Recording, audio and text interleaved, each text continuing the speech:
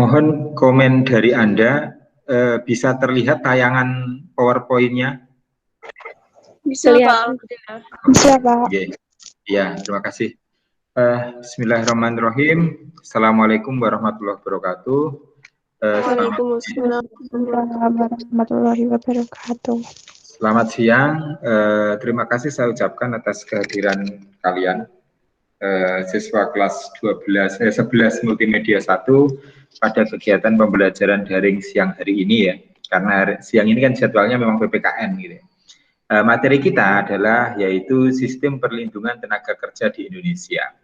Sebenarnya materi ini harusnya di muka ya, di awal. Cuman karena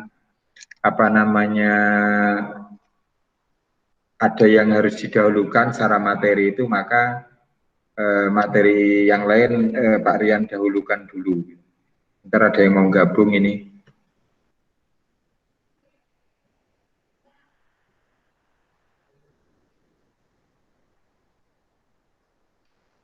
Oke, saya kembali ke presentasinya. Sekali lagi bisa dilihat ya? Bisa, Pak. Oke. Sebelum kita mulai, marilah kita berdoa sesuai dengan agama dan keyakinan kita masing-masing. Berdoa mulai.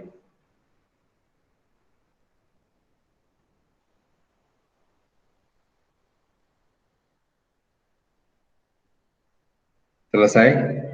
Terima kasih anak-anakku sekalian. Seperti yang telah Pak Rian sampaikan tadi, hari ini, siang ini kita akan belajar mengenai sistem perlindungan tenaga kerja di Indonesia.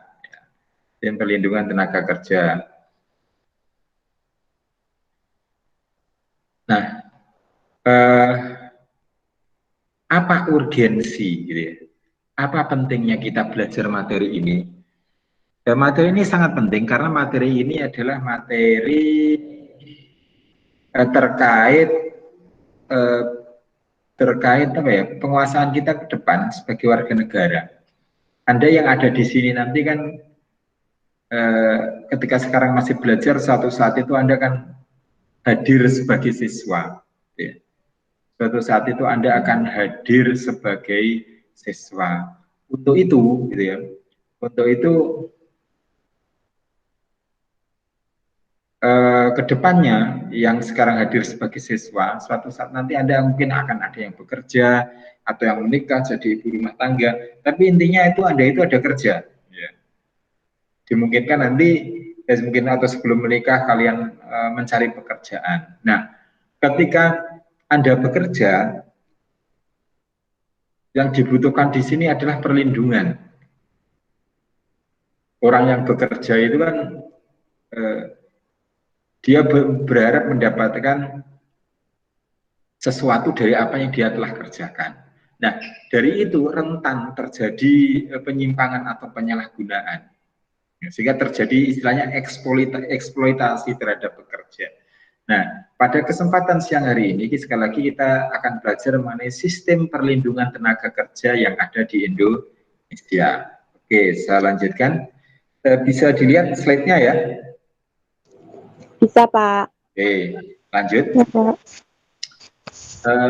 Tenaga kerja adalah pelaku pembangunan dan pelaku ekonomi baik secara individu maupun secara kelompok, sehingga mempunyai peranan yang sangat signifikan. Signifikan itu artinya penting dalam aktivitas perekonomian nasional, yaitu meningkatkan produktivitas dan kesejahteraan masyarakat. Jadi definisi yang pertama ini tentang tenaga kerja. Pertama apa? Tenaga kerja itu pelaku pembangunan dan pelaku ekonomi. Dia itu bekerja secara individu maupun kelompok, ya, dan memiliki peran yang penting, signifikan. Karena apa? Dengan adanya orang yang bekerja, maka aktivitas perekonomian itu akan jalan. Dan ketika ada orang yang bekerja, produktivitas masyarakat itu akan naik. Dan kesejahteraan juga akan naik. Pertanyaannya, kenapa kok bisa demikian? Kenapa dengan adanya orang yang bekerja itu kok ekonomi naik, produktivitas naik, kesejahteraan naik. Ada yang bisa bantu menjawab? Silakan. Hah? Ya, silakan. Ya, silakan. Karena dengan adanya orang bekerja kan kita menghasilkan, kayak ada yang menghasilkan, ada yang memasarkan, jadinya dengan itu kan perekonomian kan menjadi naik. Ya, bagus. Kan produktivitas kedua. Oke, ya betul sekali jawabannya. Terima kasih ya. Betul sekali. Pak. Ya. Jadi yang disampaikan Mbak siapa ini tadi? Mbak siapa tadi namanya? Maaf. Hah? Mbak Eris tadi betul. Kenapa ketika ada tenaga kerja itu bisa meningkatkan perekonomian, ketika bisa ada tenaga kerja itu meningkatkan produktivitas, kesejahteraan, yang disampaikan Mbak Eris tadi betul. Karena apa? Orang yang bekerja itu prinsipnya kan dia mencari, salah satunya ingin mencari penghasilan. Ketika orang itu memperoleh penghasilan, maka dia akan bisa membeli sesuatu lah biasanya. Dia akan bisa membelanjakan uangnya itu. Berbeda dengan orang yang tidak punya penghasilan. Nah, ketika orang itu membelanjakan penghasilannya itu, dia membutuhkan orang lain. Bahasanya itu penjual. Penjual membutuhkan barang yang diproduksi. Barang yang diproduksi itu berasal dari pabrik. Pabrik itu bisa jalan kalau ada pekerjanya. Jadi hubungan ini hubungan timbal balik, seperti lingkaran itu. Sehingga kalau Pak Rian memberi contoh misalkan, ada orang yang pergi ke luar negeri untuk bekerja, gitu ya. Kenapa mereka pilih ke luar negeri? Alasannya yang pertama adalah satu, mereka akan mendapatkan gaji yang lebih tinggi atau mendapatkan penghasilan yang lebih tinggi. Itu alasan umum masyarakat ketika mereka bekerja ke luar negeri. Nah, sekarang kita lihat dampaknya orang yang bekerja di luar negeri itu. Kita lihat biasanya kan rumahnya bagus-bagus, tanah itu rumahnya bagus-bagus. Terus dia bisa beli barang-barang bagus juga. Dia bisa menyekolahkan anaknya dengan biaya yang lebih besar, gitu ya, karena pendapatannya besar. Nah, dari apa yang dia miliki itu, rumah bagus, dia bisa beli barang bagus, menyekolahkan anaknya di sekolah yang bagus, gitu ya. Tiga komponen ini saja, tiga hal ini saja, itu sudah melibatkan banyak orang. Dia buat rumah bagus, otomatis mempekerjakan Pak Tukang ya, tukang-tukang gitu. Tukangnya nanti memperoleh penghasilan juga. Dia membeli barang bagus, otomatis dia menjalankan roda produksi perusahaan. Apakah dia beli TV, dia beli kulkas, dia beli mobil, dia beli motor dan sebagainya. Terus dia menyekolahkan anaknya di sekolah yang bagus, yang berkualitas gitu. Berarti di situ kan dia juga melibatkan banyak orang. Di situ ada guru, ada kantin dan sebagainya. Ya, uangnya dari mana? Uang yang diperoleh dari orang tuanya yang bekerja di luar negeri. Nah, di sini contoh perputarannya itu. Sehingga dari situ produktivitas dan kesejahteraan itu meningkat. Oke, saya lanjutkan. Nah, sekarang Pak Rian berdasarkan undang-undang. Menurut Undang-Undang Nomor 13 Tahun 2003 tentang Ketenagakerjaan, Bab 1 Pasal 1 Ayat 2 disebutkan bahwa tenaga kerja adalah setiap orang yang mampu melakukan pekerjaan guna menghasilkan barang dan atau jasa baik untuk memenuhi kebutuhan sendiri maupun untuk masyarakat. Secara garis besar, penduduk suatu negara dibedakan menjadi dua kelompok, yaitu tenaga kerja dan bukan tenaga kerja. Kenapa? Sehingga di sini penjelasannya seperti ini. Kenapa disebut tenaga kerja? Karena apa? dia melakukan pekerjaan, terus bisa menghasilkan barang, baik itu barang maupun jasa, untuk memenuhi kebutuhan sendiri maupun masyarakat.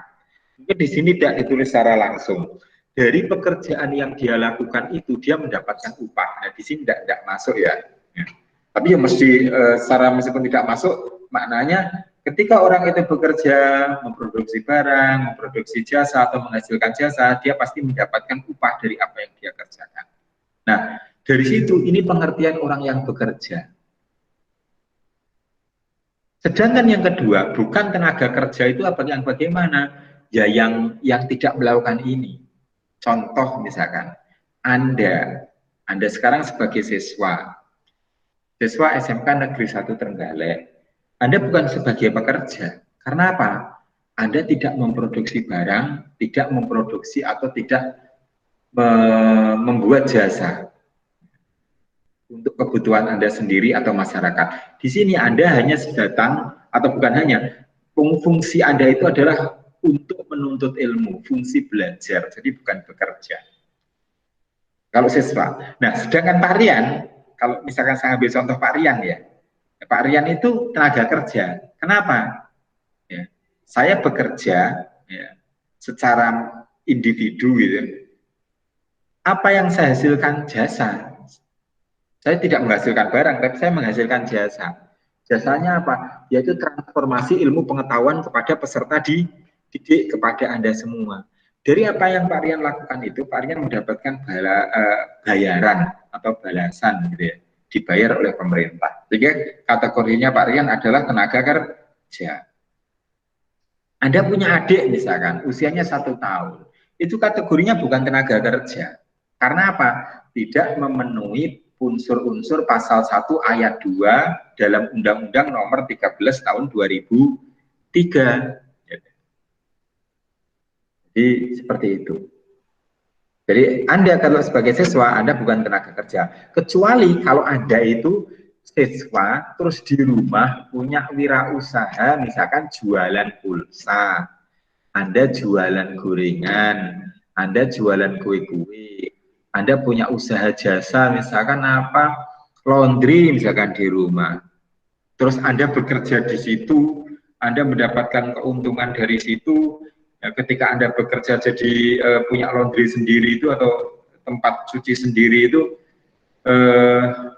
Anda menghasilkan jasa pada orang lain, Anda masuk kategori tenaga kerja. Ya, itu. Oke, sampai di sini ada pertanyaan sebelum Pak Rian lanjutkan. Silahkan kalau mau bertanya, kalau tidak ada cukup mengatakan tidak ada. Tidak ada, Pak. Oke, jelas ya. Sekarang Pak Rian lanjutkan.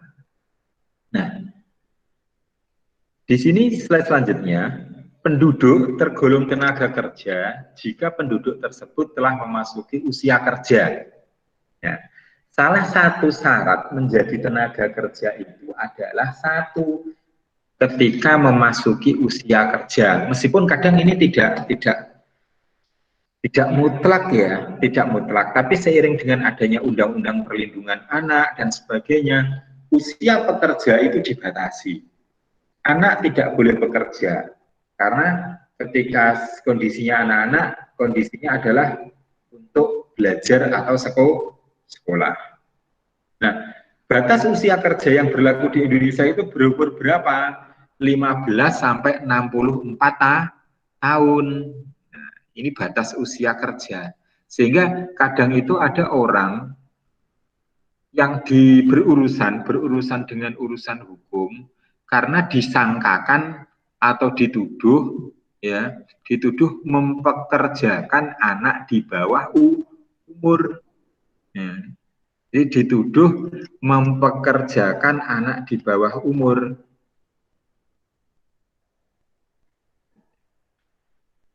Nah, ketika anak tersebut di bawah umur terus dipekerjakan, hal ini bertentangan dengan undang-undang anak. Karena dalam undang-undang ketenagakerjaan atau dalam pemahaman secara umum tentang tenaga kerja itu batasnya usianya 15 sampai 64 tahun pas seorang bekerja. Tapi bukan berarti misalkan sekarang usia Anda 15 gitu ya tahun ya. Terus ning omah dikongkon wong tuane nyapu. Do, ewangono nyapu, le ewangono nyapu. Anda tidak boleh menjawab, Bu, Pak, usia saya itu masih bukan usia untuk bekerja. Nah, itu tidak boleh. Nah, nyapu itu ya membantu orang tua, karena nyapu itu tidak dapat bayaran, tidak memproduksi barang maupun jasa. Yang menikmati juga Anda sendiri. Jadi pengertian bekerja kalau membantu orang tua itu namanya bukan bekerja, ya, itu pengabdian. Jadi berbeda dengan bekerja, sehingga tidak boleh dijadikan alasan misalkan kon ngewangi wong tuane terus ngomong, oh undang-undang ketenaga kerjaan itu di situ diatur usia bekerja itu antara 15 sampai 64 tahun. Oh, tidak seperti itu maknanya. Ya, tidak. Kalau orang tua menyuruh ya jalan, harus dilaksanakan. Karena konsepnya itu bukan bekerja tapi membantu orang tua. Apalagi kalau itu perkara-perkara atau urusan-urusan yang ada di rumah, masalah jaga kebersihan, terapian, dan sebagainya. Oke, Pak Ria lanjutkan ya. Nah, pihak-pihak dalam hubungan ketenaga kerjaan. Nanti kita akan ketemu dengan tiga pihak. Yang pertama buruh atau karyawan, yang kedua itu majikan, yang ketiga itu organisasi buruh. Sekali lagi, kita akan bicara mengenai tiga hal ketika kita bicara pihak-pihak dalam hubungan ketenaga kerjaan. Yang pertama pekerja atau buruh, yang kedua itu majikan, yang ketiga organisasi buruh. Nah, sekarang kita bahas pekerja atau buruh. Bukan asal ya, pasal harusnya, mohon maaf keliru. Pasal 1 angka 2 disebutkan bahwa tenaga kerja adalah setiap orang yang mampu melakukan pekerjaan guna menghasilkan barang atau jasa untuk memenuhi kebutuhan sendiri maupun untuk masyarakat, seperti yang disebutkan di atas sebelumnya. Ya. Jadi siapa yang disebut pekerja atau buruh? Ya menurut definisi peraturan perundang-undangan di sini tentang ketenaga kerjaan.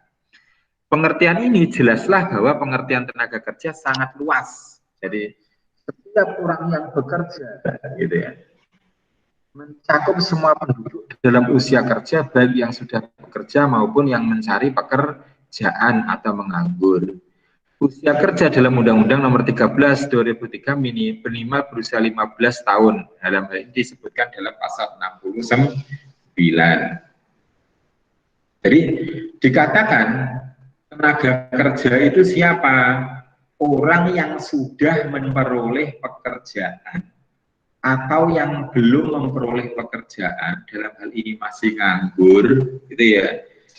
Ketika posisinya itu berada dalam usia setelah 15 tahun. Jadi lek sampean saiki, misalkan usianya 17 tahun, sampean itu kalau tidak sekolah, berarti kan nganggur. Itu sudah termasuk tenaga kerja, karena kalau tidak sekolah berarti kan mencari pekerjaan, usia bekerja. Tapi ketika Anda itu masih menjadi siswa, misalkan usia Anda 16 tahun, berarti Anda bukan pekerja, tapi adalah siswa atau peserta didik. Itu yang pihak-pihak yang dalam hubungan ketenaga kerjaan yang pertama, pekerja atau buruh. Yang kedua, pihak yang kedua adalah majikan. Majikan ini bahasanya dewi ya bos lah, majikan. Dalam Undang-Undang Nomor 22 tahun 1957 tentang penyelesaian perselisihan perburuan disebutkan bahwa majikan adalah orang atau badan hukum yang mempekerjakan buruh. Ini Undang-Undang tahun 57 ya. Sapa majikan kuwi? Majikan itu orang yang mempekerjakan buruh. Orang yang mempekerjakan pekerja. Enak itu sing memberi gaji, yang ngasih bayar itu namanya majikan. Tuan.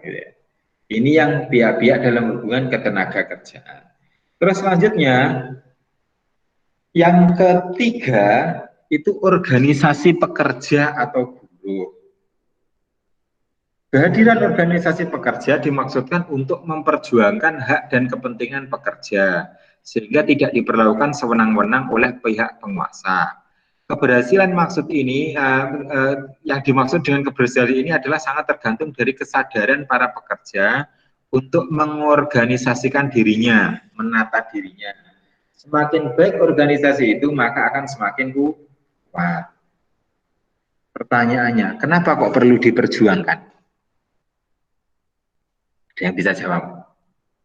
Kenapa buruh itu perlu diperjuangkan? Kita lihat masalah organisasi buruh itu yang diperjuangkan buruh, sekali-kali yang diperjuangkan majikan gitu. Tapi rata-rata yang berjuang itu buruh. Kenapa? Ada yang mau bantu jawab? Silahkan.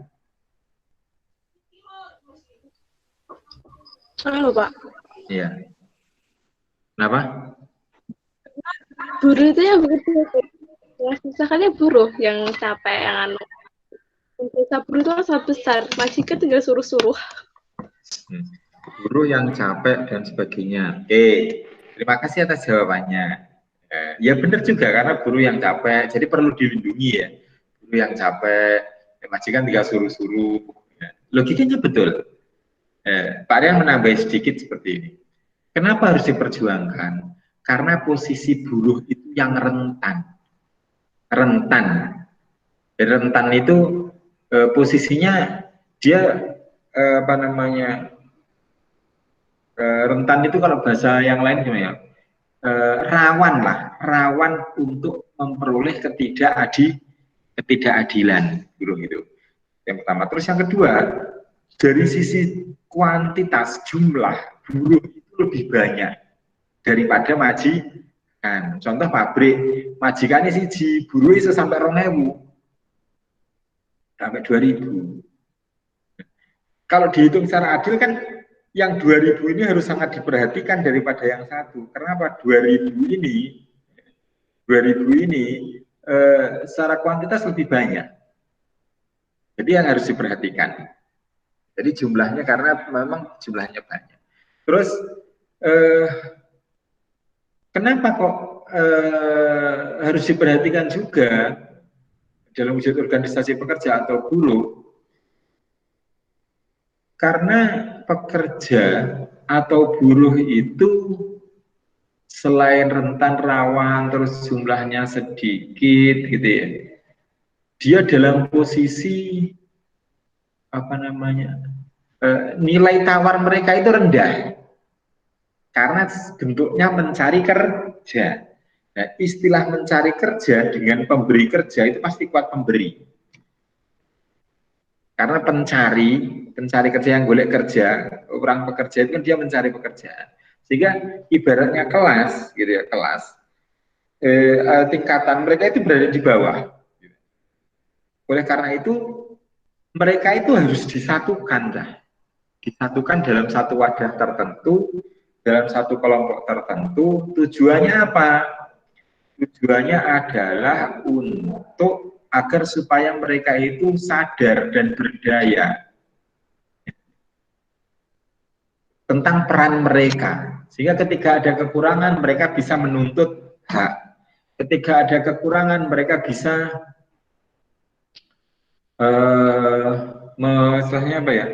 bersuara, karena dengan cara mereka bersatu. Berbeda kalau mereka bekerja sendiri-sendiri, posisinya ngesor, kalan, tidak bersatu, bekerja sendiri-sendiri. Nah, di situ mereka rawan untuk dimanfaatkan. Nah, sehingga pihaknya yang ketiga yang berhubungan dengan buruh adalah organisasi pekerja atau buruh. Kalau di Indonesia adanya namanya SPSI dan sebagainya. Oke, ini penjelasan awal mengenai pertemuan kita pada siang hari ini. Karena jadwalnya siang mungkin yang ikut cuma sedikit ya, kita berapa ini, kurang dari 10. Untuk kelanjutannya insya Allah akan kita lanjutkan minggu yang akan datang. Nanti kita cari waktu pagi aja, biar semangat kalau pagi itu, ya, melanjutkan materi tentang perlindungan ketenagakerjaan. Jadi hari ini pertemuan ini insya Allah cukup sampai dengan 7 slide. Nanti kita akan lanjutkan pada pertemuan selanjutnya, anak-anak sekalian. Dari apa yang telah Pak Rian sampaikan di sini, ada yang ingin ditanyakan? Silahkan yang mau bertanya. Aldi mau bertanya, Aldi? Itu Mbak. Badan. Oke. Eris silahkan kalau mau bertanya. Ya, Pak, alhamdulillah. Tidak ada ya? Hah? Tadi izin sebentar Mas Jamaah. Oh iya. Ada yang mau bertanya? Kalau tidak ada, silahkan yang mau bertanya. Kalau tidak ada, tolong tetap diingat ya. Nanti insya Allah minggu depan akan Pak Rian lanjutkan. Dan jangan lupa nanti Anda tetap absen di Master Web. Tetap jaga kesehatan. Aldi, wong luru sing Aldi sing di. Oh ya. Nggak apa-apa. Oke, silahkan. Siapa sing mimpin doa? Eris, silahkan memimpin doa penutup. Untuk mengakhiri kegiatan hari ini, kita berdoa bersama-sama. Doa silakan.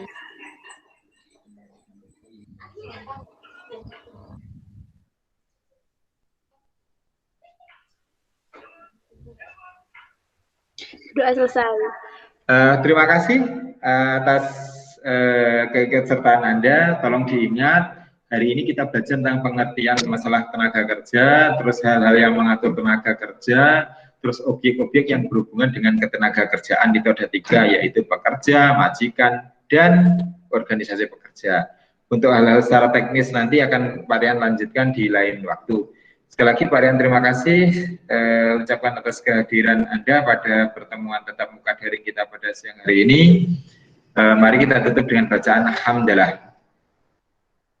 Alhamdulillahirrahmanirrahim.